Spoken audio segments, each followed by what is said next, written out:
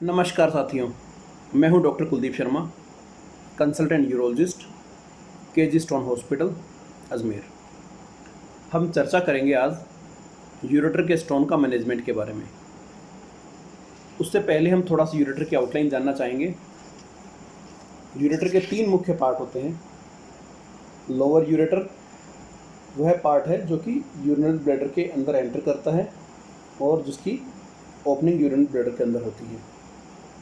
इसके अलावा होता है मिड यूरेटर, कि यहाँ से लेके यहाँ तक का हिस्सा होता है। इन खून की नलिकाओं की क्रॉसिंग से लेकर यूरिनरी ब्लैडर के तक का रास्ता मिडल यूरेटर होता है, और अपर यूरेटर इससे ऊपर का रास्ता होता है। यहाँ से लेकर किडनी तक का रास्ता अपर यूरेटर होता है।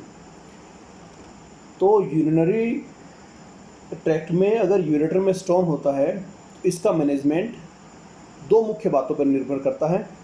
एक तो स्टोन की लोकेशन क्या है, का स्टोन लोअर यूरेटर में है लोकेटेड, या मिड यूरेटर में लोकेटेड है, या अपर यूरेटर में लोकेटेड है।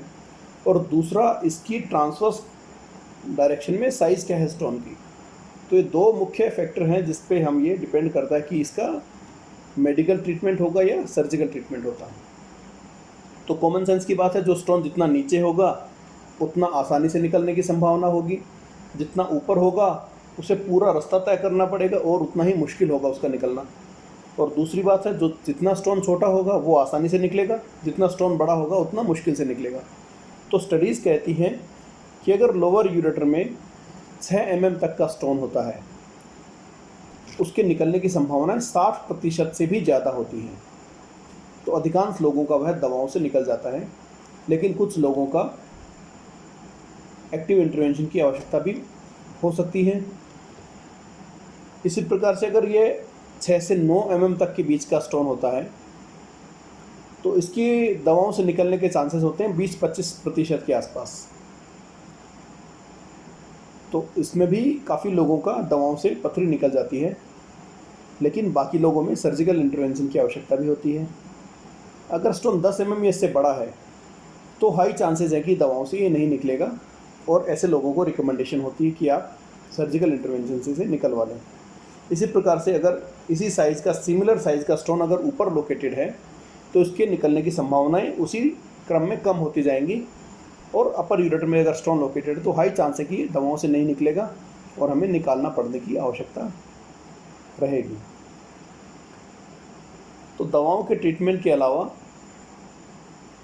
इसमें एक्टिव इंटरवेंशन किया जाता है। उसमें इस मूत्र मार्ग के माध्यम से एक पतली दूरबीन होती है, करीब 2 मिलीमीटर की साइज़ की दूरबीन होती है, जो कि इस यूरेट्रिक ओपनिंग के माध्यम से यूरेटर में जाती है, स्टोन तक पहुंचती है, और विभिन्न तरीक़ों से स्टोन के चूरे चूरे कर दिए जाते हैं, जिसमें कुछ लोग लेज़र इस्तेमाल करते हैं, कुछ लोग लिथोप्लास्ट इस्तेमाल करते हैं, और उस माध्यम से स्टोन के फ्रेगमेंटेशन कर दिए जाते हैं और स्टोन को चूरा चूरा करके निकाल दिया जाता है।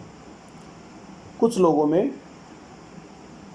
ऑपरेशन के बाद में एक किडनी से होते हुए यूरिन ब्लैडर तक एक स्टेंट डाला जाता है, डबल जे स्टेंट बोलते हैं इसको। इसके भी कुछ फ़ायदे होते हैं। एक तो स्टोन के कारण जो इडिमा होता है, सूजन आती है, उसको ये ऑब्स्ट्रक्शन को